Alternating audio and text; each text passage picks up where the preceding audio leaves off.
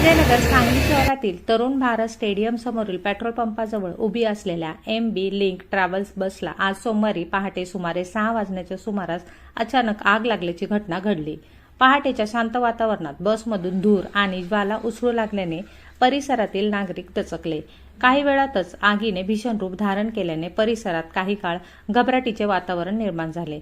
घटनेची माहिती मिळताच सांगली, मिरज आणि कुपवड शहर महानगरपालिकाच्या अग्निशमन दलाने तात्काळ घटनास्थळी धाव घेतली।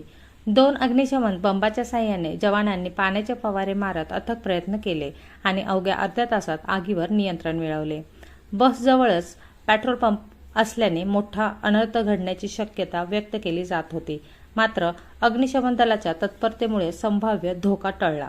सुदैवाने या घटनेत कोणतीही जीवितहानी किंवा जखमी झाल्याची नोंद नाही, मात्र आगीमुळे ट्रॅव्हल्स बसचे मोठ्या प्रमाणात नुकसान झाले असून बसचा मोठा भाग जळून खाक झाला आहे। अग्निशमन दलाच्या माहितीनुसार आग लागल्याचे नेमके कारण अद्याप स्पष्ट झाले नसून त्याचा तपास सुरू आहे।